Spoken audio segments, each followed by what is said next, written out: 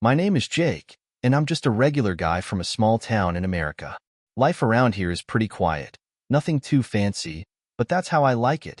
About a year ago, I met Emily. She's a city girl, real smart, always focused on her studies and career. We hit it off right away, even though sometimes it feels like her mind is always buried in books while I'm more of a hands-on kind of guy. Somehow, though, we balance each other out, at least most of the time. One weekend, Emily's grandfather, Mr. Thomas, invited us to his farm out in the countryside. To be honest, I wasn't too thrilled about it at first. I mean, I've never been much of a farm guy. The thought of spending a weekend surrounded by animals and dirt didn't exactly scream fun to me. But Emily was excited, and I figured, why not?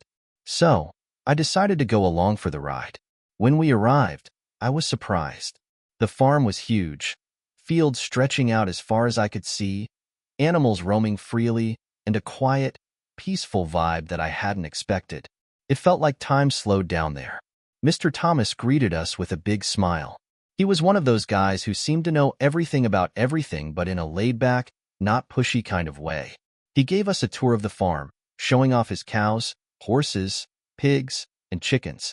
There was even this massive vegetable garden where he grew most of his own food. It was impressive, to say the least. At one point, he took me aside and showed me this hidden room in the barn, full of old toys from when he was a kid. It felt kind of weird, but honestly, I found it fascinating. It was like stepping into another time, and I realized the farm itself held so many stories.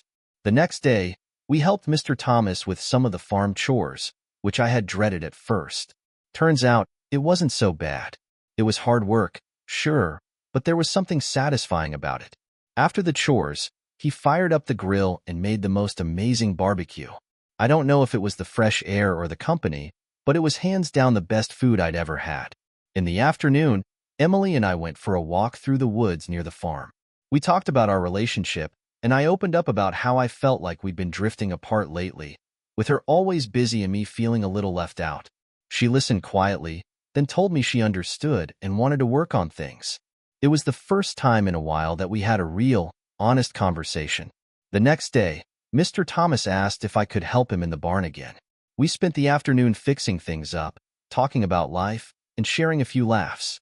He was one of those rare people who made you feel right at home, no matter where you came from.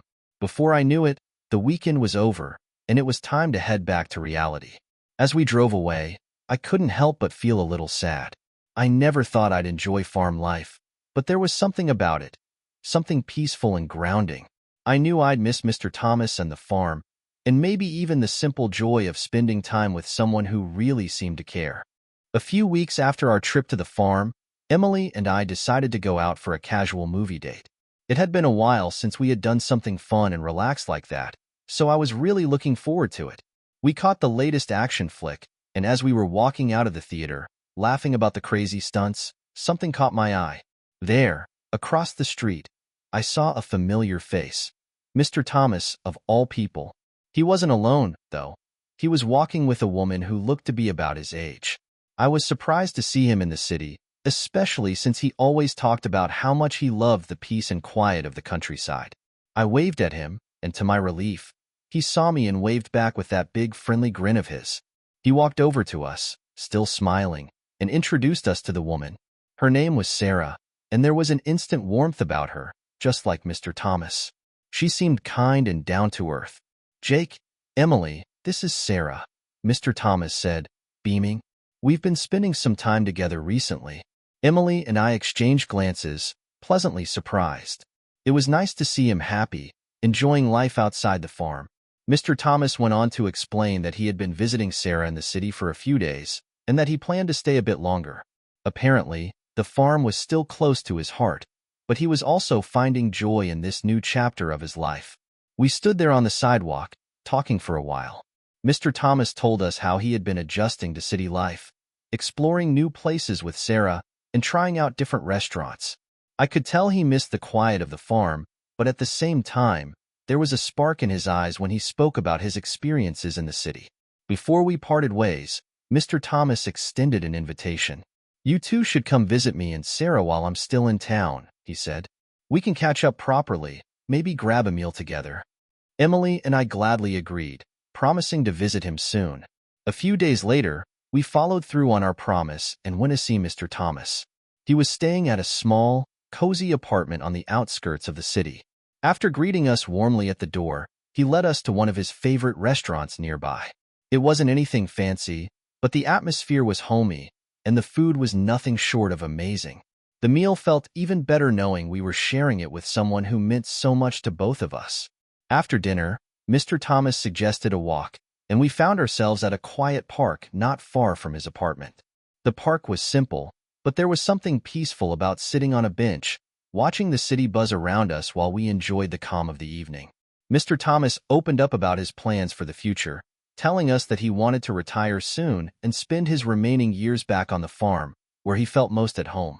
Emily and I were thrilled to hear that. We both had grown attached to the farm during our visit, and the thought of Mr. Thomas returning there made us happy. We told him we would visit him often once he was back, and he smiled warmly at that.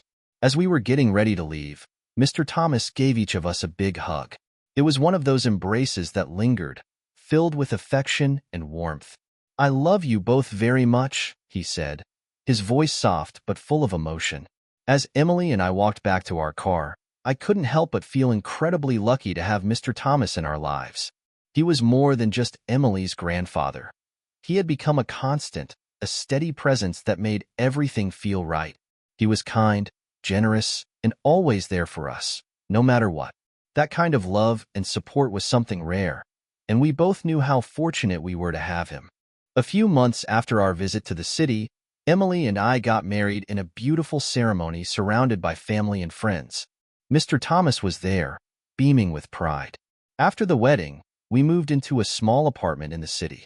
Life felt perfect as we started our journey as a married couple. Not long after, we received a letter from Mr. Thomas inviting us to visit the farm again. Eager to see him, we made plans to go.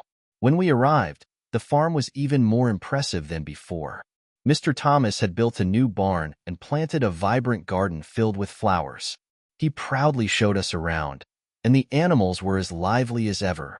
He also took us back to his secret room, which was still filled with odd treasures. We laughed as we tried on some old clothes and danced to vintage records. Mr. Thomas watched us with a warm smile and said, "You two really are perfect together." His words stuck with me. I knew he was right. After another farm tour, where we saw the new barn and visited all the animals again, we sat down for one of Mr. Thomas's famous barbecues. The food, as always, was incredible, and we spent the afternoon talking and reminiscing. That evening, Emily and I took a peaceful walk through the woods. We talked about how happy we were, how things had changed since we first met, and how excited we were for our future.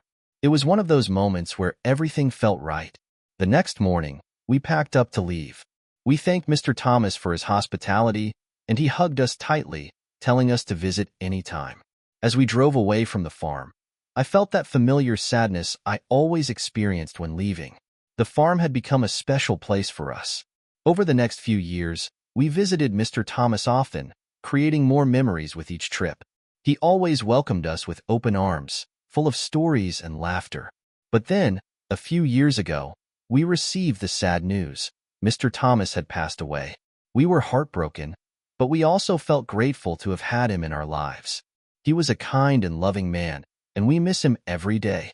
A few years after Mr. Thomas passed away, Emily and I decided it was time for a big change. We both felt a deep connection to the farm, and after much thought, we agreed it would be the perfect place to raise our children. The idea of our kids growing up surrounded by nature and having the same adventures we once had was too tempting to pass up. We worked with Mr. Thomas's estate to purchase the farm.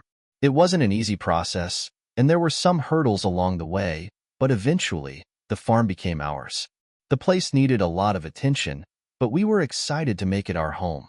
We spent the following months renovating, painting the house, fixing the leaky roof, and building a brand new kitchen that Emily had always dreamed of. We didn't stop there.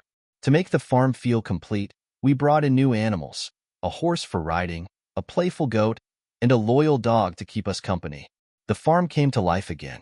Our children absolutely loved it, running around the fields, playing in the woods, and discovering every corner of the land that we had once explored ourselves. It was a peaceful, almost magical place for our family, and we couldn't have been happier. One quiet afternoon, while Emily and I were tending to the garden, we suddenly heard the sound of footsteps approaching. When we looked up, we saw a man standing at the gate, watching us with a familiar expression. It was John, Mr. Thomas's son, who we hadn't seen in years. He had come to visit the farm. We warmly welcomed John inside, eager to catch up. Over coffee, John revealed something unexpected. He told us that he had been thinking a lot about the farm and that he missed it. He wanted to keep it in the family and had been considering buying it back. We were surprised but understood his desire to return to his roots. After some heartfelt discussion, we decided it was the right thing to do. We loved the farm, but we knew it meant more to John and his family. A few weeks later, John officially moved into the farm with his wife and kids. It felt good knowing the farm was staying in the family, and we visited them often. It was a joy to see how much they cherished the place, just as we had. Each visit brought new stories and laughter, and the farm felt as lively as ever. One day, during one of our visits, John told us something that caught us off guard. He had discovered a secret room in the barn. It seemed to be the same one Mr. Thomas had once shown us, hidden and filled with treasures from the past. We couldn't believe it. We rushed to the barn, our hearts racing with excitement. Sure enough, there it was, Mr. Thomas's secret room, just as we remembered it. Inside were old toys, books, and, to our surprise, some photographs of Mr. Thomas that we had never seen before. We spent hours going through the items, laughing and reminiscing about the man who had meant so much to all of us. Finding that room felt like reconnecting with Mr. Thomas in a way we hadn't expected. It was as though a piece of him still lived on at the farm, keeping his memory alive for all of us. A few years after John bought the farm, Emily and I found ourselves longing for the energy of the city. We missed the hustle and bustle, so we decided it was time for another change. After some discussion, we sold the farm to John, who was thrilled to fully take it over.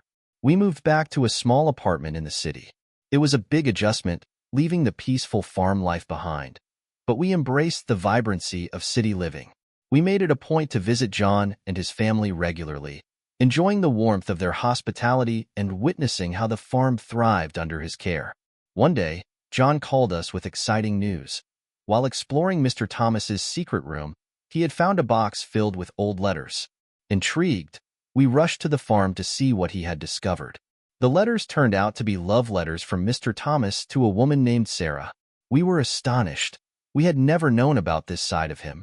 As we read through the letters, we were captivated by their beauty and emotion. Each one revealed a depth of feeling we hadn't anticipated. Afterward, we pondered who Sarah was and why Mr. Thomas had never mentioned her. John expressed his determination to find out more. A few weeks later, John called again, revealing that he had located Sarah's address. Excited, we planned a visit to meet her. When we arrived, Sarah was surprised but welcomed us warmly. As we shared the story of the letters, she was taken aback.